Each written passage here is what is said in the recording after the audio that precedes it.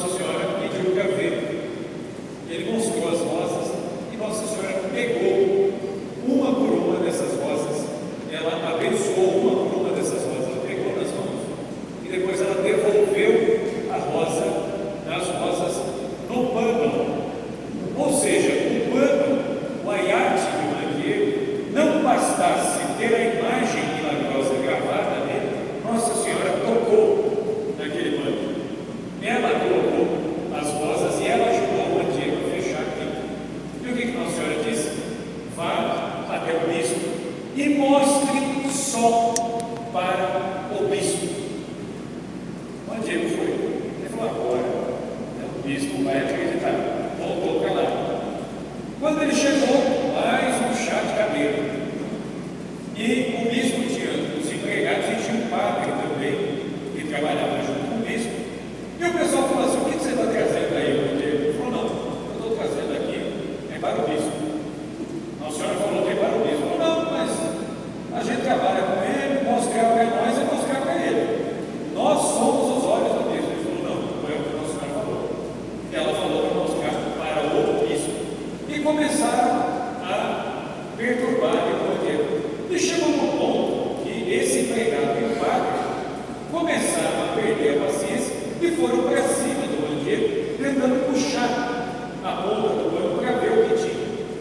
E ali naquele stick push ali, uma hora, uma ponta do pano se abriu um pouco e eles viram as rosas dentro e já ficaram assustados de ver rosas em pleno inverno, rosa de castelo aí.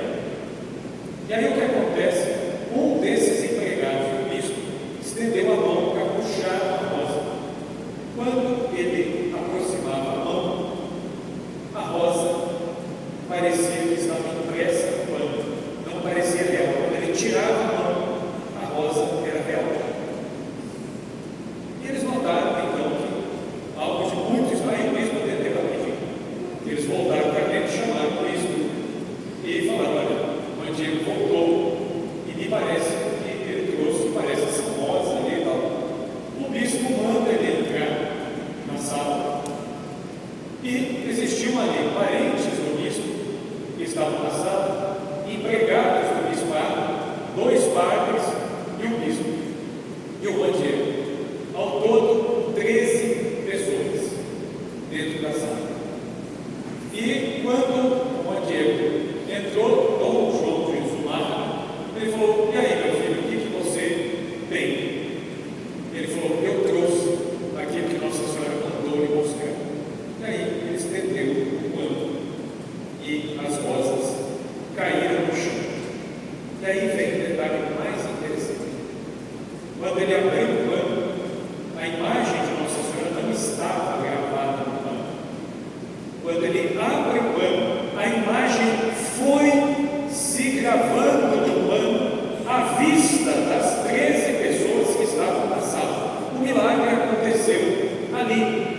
Eles viram a imagem se prender no pano.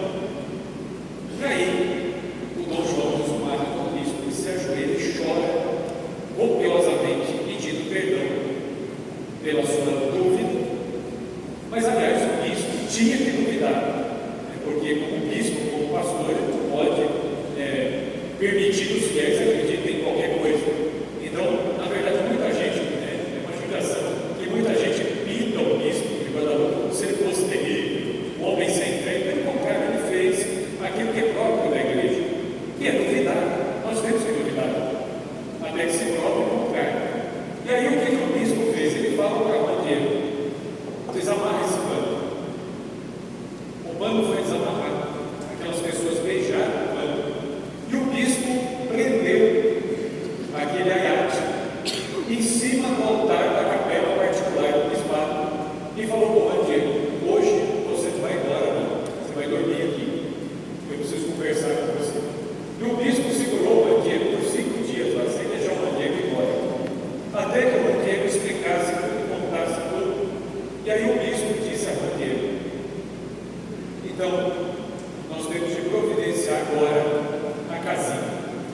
Só que é interessante, Nossa Senhora, ela apareceu no alto, mas ela indicou que ela queria a casinha dela embaixo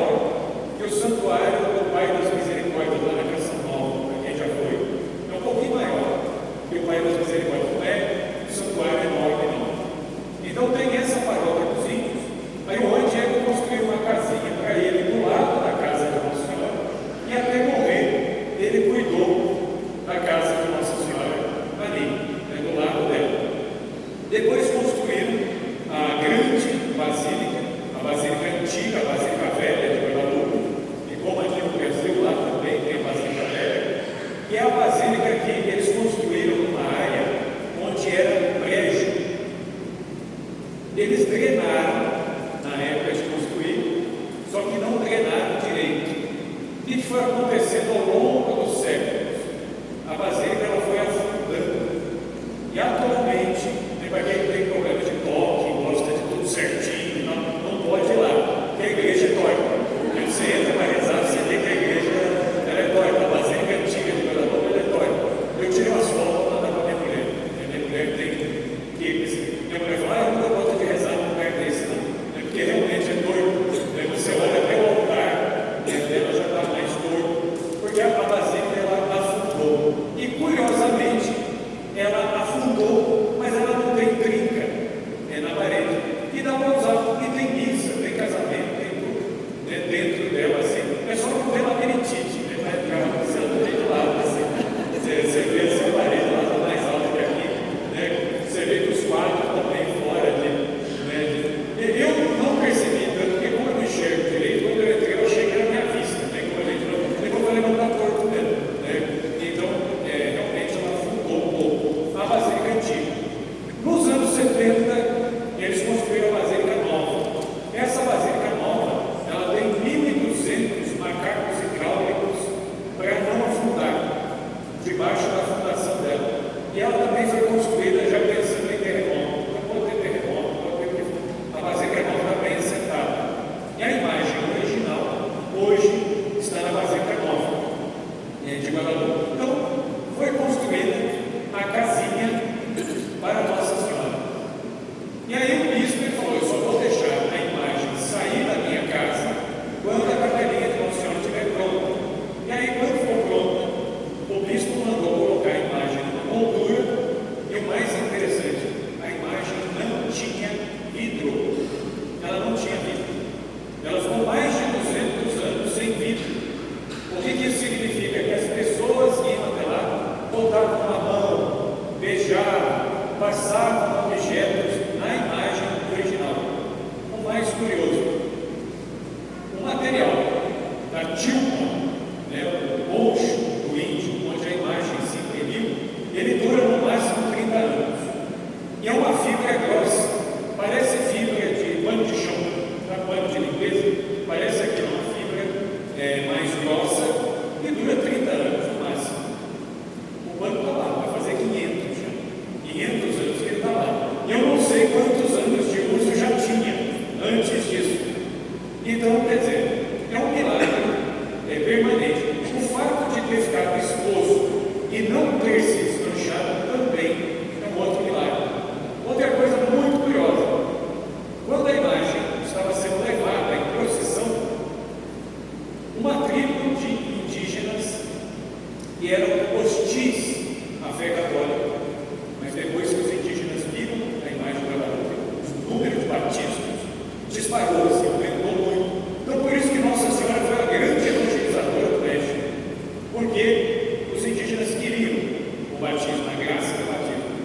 Aí o que vai acontecer? Quando a imagem estava sendo levada, um grupo de indígenas resolveu fazer uma dança tribal para provocar os católicos, para fazer uma provocação ali.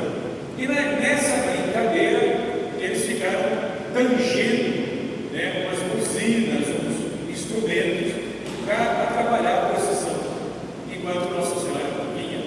E aí, o que acabou acontecendo? Esses indígenas começaram a disparar flechas, brincando, para cima deles mesmos. Teve um indígena que ele ficou tocado. Quando ele viu a imagem passando, ele falou para os outros, eu não vou brincar com isso não. Então ele não era nem católico ainda, mas ele percebeu que havia alguma coisa ali. Ele falou, não, eu não vou fazer isso. E aí um outro indígena falou assim, você está acreditando? Então nós vamos te flechar para ver se ela te cura.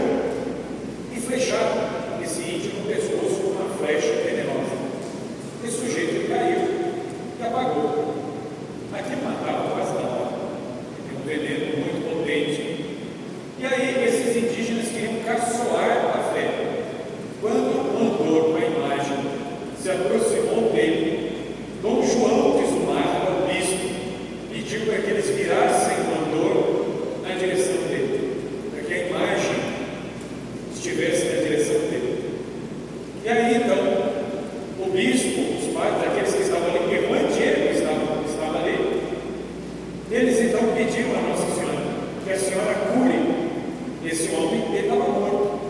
Que a senhora cure esse homem, para que esses índios se convertam. Quando eles viram a imagem de Nossa Senhora, esse homem tosse e cospe sangue. E ele mesmo tira a flecha do próprio pescoço. Se levantou e acompanhou o resto da procissão. Este povo indígena inteirinho de Caçoava pede batismo logo em seguida.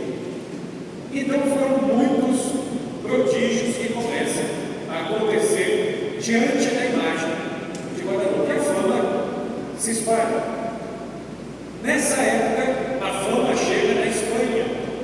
O rei da Espanha, Filipe II, mandou um padre, o capelão dele, falou assim: o senhor vá para o México e mande fazer pintado num lenço para mim a mesma imagem, eu quero que copiem para mim.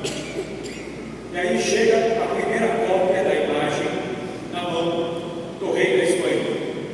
E aí muitas graças que o rei precisava, problemas que não tinha como resolver, o rei da Espanha começa a pedir, os problemas começam a se resolver. E aí no ano de 1571, em 31, ela apareceu. Em 71, acontece o quê? A grande ameaça muçulmana. Os muçulmanos vinham com uma esquadra poderosíssima para invadir a Europa através do Golfo de Lepanto, a Batalha de Lepanto. O Papa convocou os reis católicos para proteger a Europa. Dom João da Áustria, católico, encabeçou, junto com o rei da Polônia, as expedições. Filipe II tinha a melhor marinha da Europa. Filipe II falou: a nau Capitânia, o principal navio de guerra, a Espanha faz questão de mandar. E aí Filipe II teve uma ideia. Filipe II disse assim: Nossa Senhora é temível como exército em ordem de batalha. Filipe II mandou estampar na vela da nau Capitânia da Batalha de Lepanto a imagem de Guadalupe. E foi esta nau que quase não foi atingida. Ela tomou um único tiro de canhão e quebrou uma ponta só. Não atingiu o navio passou no colo, no meio da batalha. E depois, os próprios muçulmanos aprisionados, eles diziam que com os tiros de canhão, a fumaça acabou criando um ambiente totalmente nebuloso. Mas o que mais os espantava era o seguinte: que apesar dos tiros e da fumaça, nada cobria a imagem de Nossa Senhora. Eles viram Guadalupe diante dos canhões que voavam. A imagem de Nossa Senhora não era obscurecida pela fumaça. Isso causou pânico nas tropas e nós sabemos o resultado. O Papa São Pio V, que era o Papa na época, ele mandou que os católicos rezassem o rosário. Na hora que foi dado o tiro final, os católicos tomaram a bandeira do navio dos muçulmanos. Quando os católicos pegam a bandeira do navio, é o fim da guerra. Os muçulmanos sobrados foram presos. E aí, então, em Roma, o Papa estava sentado numa mesa com cardeais resolvendo problemas. E do nada, o Papa São Pio V se levanta, vai até a janela, olha longamente, depois ele se volta para os cardeais e diz: a reunião acabou. Vamos cada um com as suas obrigações, porque nós acabamos de vencer a Batalha de Lepanto. É preciso que os sinos de todas as igrejas de Roma toquem a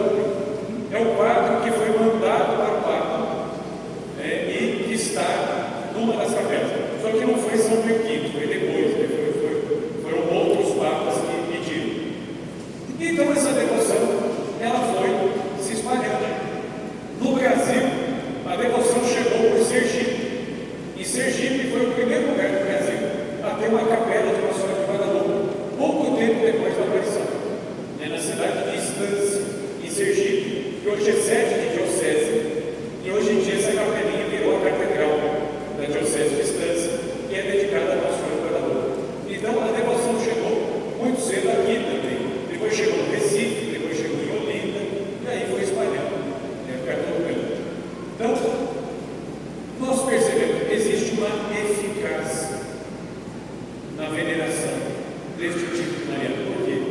Porque é uma imagem que Deus nos deu. É por isso que não é um acessório, gostar ou não gostar de Guadalupe. E um outro detalhe, deu para a gente já encerrar. Qual é o recado que Deus quis dar com uma imagem desse jeito? Nossa Senhora apareceu em 1531. É a época do Renascimento. É a época que a grande moda da arte europeia era aquela exaltação absurda do quê? Do corpo humano. É a época que até dentro das igrejas eles começam a pintar figuras nuas, seminuas, anjinhos sem roupa. É bonito, indubitavelmente é bonito, mas não é para a igreja. Mas o pessoal fez isso dentro das igrejas. Então era uma época em que as imagens religiosas começaram a ser descaracterizadas. E eles começaram a representar Jesus, Maria e os santos de um jeito humano demais. Nós temos que lembrar, os santos, eles são humanos. Mas por que a gente não pode representar os santos de uma maneira comum? Porque o santo é alguém que está na glória. Então tem uma questão simbólica. Nós temos que representar o santo de maneira simbólica. É o que a gente chama na Igreja Católica de iconografia. Pode ver todo o santo, a posição da mão, o que o santo segura na mão, objetos, cor de roupa, tudo tem um significado. O Renascimento começou a acontecer o que? Uma confusão. E aí, enquanto os europeus faziam uma arte humanista, Nossa Senhora aparece como um ícone, cheio de símbolos. Cheio de símbolos. E esses símbolos estão na imagem. O principal símbolo está aqui, ó. Deixa eu ver aqui se a imagem tem. É esta flor aqui, que aparece no vestido de Nossa Senhora. Vocês podem ver que essas flores, elas estão todas voltadas para cima. Estão vendo ali? Elas são voltadas para cima. No peito de Nossa Senhora tem flor voltada para baixo. O olhar dela está voltado para baixo. Aqui, fechando o vestido dela, tem um broche com uma cruz. É que para os indígenas colocar algo no pescoço aqui, sobretudo no centro, significa o quê? A quem você pertence. A quem Nossa Senhora pertence? A cruz. É o que o Papa Paulo VI dizia. Em Maria, tudo se refere a Cristo e dele depende. É um mistério de Maria. E por que tem flor para cima e para baixo? Porque esse é o movimento de Guadalupe. Nossa Senhora vem do céu à terra. Ela vem e Mandiero responde. Por isso as flores para cima, da terra para o céu, nosso louvor a Deus. E do céu para a terra, a mensagem dos céus para a conversão, para que nós nos voltemos a Jesus. Qual que é a grande mensagem de Guadalupe? O amor aos sacerdotes, o amor aos diáconos, o amor aos bispos, o amor à igreja.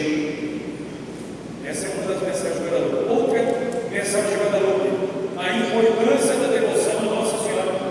O que Nossa Senhora está dizendo? Acaso que estou eu aqui? Eu estou aqui. E o que fica claro em Guadalupe? Que Nossa Senhora quer nos ajudar muito mais do que nós queremos ser ajudados. Infelizmente.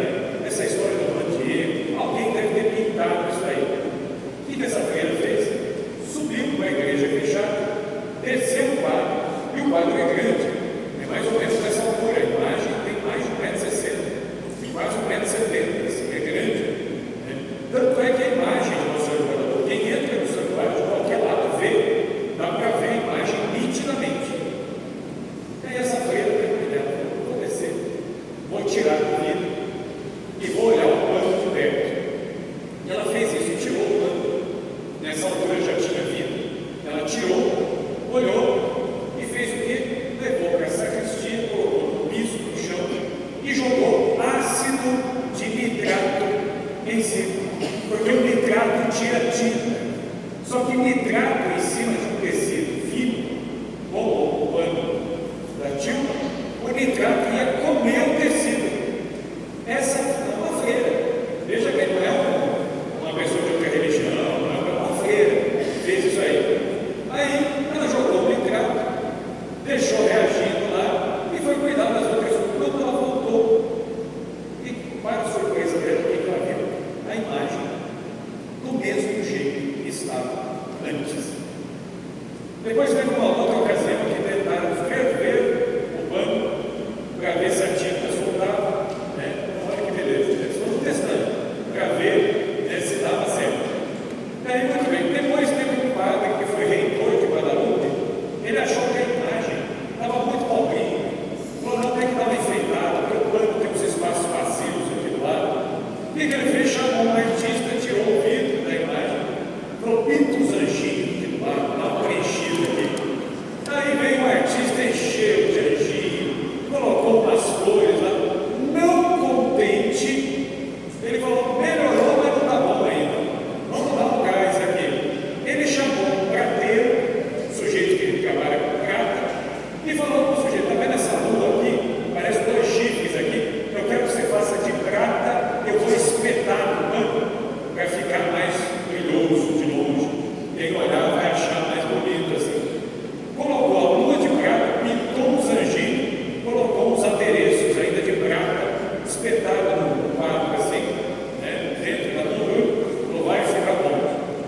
O que aconteceu? A prata pretejou em pouquíssimos dias e a prata começou a empenar até cair do quadro. Não ficou. É como se a imagem não aceitasse aquilo que não é dela. Muito curioso isso. E o que aconteceu com os anjos? Eles apagaram. Eles apagaram. O padre mandou pintar e falou, deixa assim. Ele não gostou. O senhor não gostou muito da ideia da imagem. É para ser assim mesmo. E aí, assim ficou. Nos anos 70, já era João Paulo II Papa, em 78, uma comissão de cientistas começaram a estudar a imagem por pedaço. Começaram pela cabeça. E aí foi a grande surpresa, quando eles aumentaram várias vezes na lente a pupila de um dos olhos da imagem, viram que dentro dos olhos de Nossa Senhora estava a cena de Juan Diego estendendo o aiate e as 13 pessoas olhando e o bispo ajoelhado chorando. Isso estava visível dentro da pupila do olho. Ficou gravado no olho da imagem a cena do milagre. Aí eles passaram para o outro olho, a mesma cena. E identificaram 13 pessoas, inclusive o Juan Diego. Então hoje nós temos um retrato melhor do Juan Diego, porque ninguém tinha pintado o Juan Diego. Foi feito um retrato dele, muitos anos depois da morte dele, todo mundo ficava na dúvida, será que é assim mesmo, será que não é? Quando viram a pupila dos olhos de Nossa Senhora, dá para ter uma ideia exata de como era o Juan Diego. O Juan Diego tinha um cabelinho de índio mesmo, aquele cabelinho com a franjinha cortada aqui, o cabelo mais comprido. Ele usava um cavanhaque fininho, um bigodinho fininho assim, só uma barbicha aqui no queixo, né? Era mais velho mesmo, dá para ver que ele era mais, estava já mais enrugado, tinha as marcas, né? O bigode chinês aqui do Juan Diego, aparece até isso, né? Na imagem, quando a imagem é ampliada. Então, isso foi assim uma surpresa imensa. E aí é interessante, tem um padre, que é a maior autoridade em Guadalupe, um padre chamado Monsenhor Eduardo Chaves. Ele é o maior especialista em Guadalupe. Ele passou mais de 50 anos estudando, ele é padre lá da Arquidiocese da Cidade do México. E o padre Chaves, ele fala, curioso, né, que justamente no tempo em que mais as pessoas dizem Se a ciência não provar, eu não acredito, é justamente para esta época que Deus guardou nessa imagem de 500 anos alguns segredos que só agora, nessa época de grande descrença e tudo mais, só agora estão aparecendo. Não bastasse isso nos anos 80, outros estudiosos começaram a estudar os desenhos do manto e até mesmo as ondas dos raios que aparecem em volta de Nossa Senhora e descobriram que esses desenhos, se você colocar numa escala musical, eles têm uma música. Existe uma música oculta no manto de Guadalupe. E aí, isso é só uma teoria. Muitos estudiosos de Guadalupe se perguntam: será que não foi essa música que Mandiego ouviu e se sentiu atraído a subir lá no alto do monte? E aí, aqui, para a gente fechar a nossa conversa, eu gostaria de convidá-los para a gente rezar. Aqui são 4 minutinhos. Fechando os nossos olhos, e nós vamos ouvir, eu vou colocar aqui no microfone, esta música, que é a música que está no manto de Guadalupe. Deixa eu ver se eu consigo colocar um som mais alto. Vamos ver.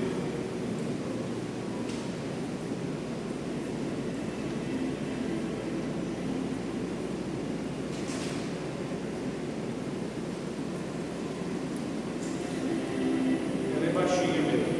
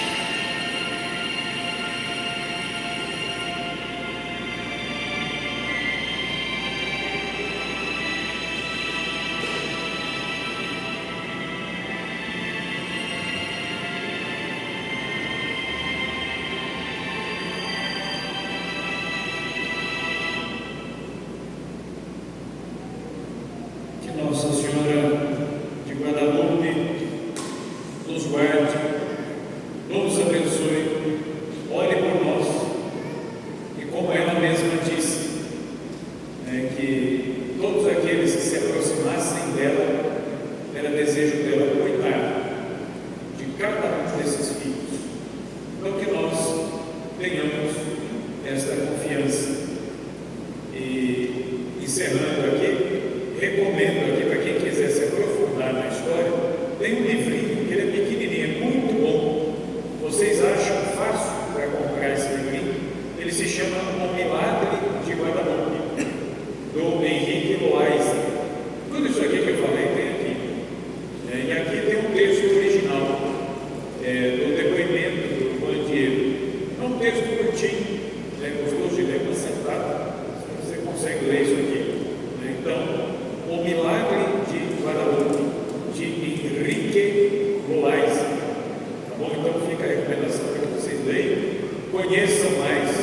E também, aqui na paróquia, assim que eu cheguei, o pessoal comentou comigo que já faz 2 anos que vocês rezam a Coroa das Lágrimas aqui também, que é uma devoção sobre a qual eu falo também. Nossa Senhora das Lágrimas é um título brasileiro ligado a Nossa Senhora das Dores.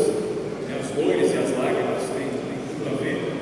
Então, fica aqui o meu convite para quem ainda não reza com o pessoal aqui da paróquia. Porque todo dia o pessoal reza o cenário, reza o terço pela paz e reza a Coroa das Lágrimas. Então, quanto possível, fiquem, participem. E eu digo que também a Coroa das Lágrimas é uma graça para o nosso tempo. É uma graça para o nosso tempo. E Deus nos dá. E que a gente possa usar desse grande meio de servir melhor a Deus, que é a devoção à Nossa Senhora. Santo Afonso de Ligório lhe dizia: o verdadeiro devoto de Maria não se perderá jamais. Jamais. Então sejamos devotos de Nossa Senhora, e assim nós teremos a certeza de que não nos perderemos. Deus abençoe, agradeço pela paciência e pela atenção. Vou pedir aos diáconos do lado que nos deem a bênção para a gente encerrar. Queremos agradecer então ao Rafael Tolon, obrigado por esse ensinamento,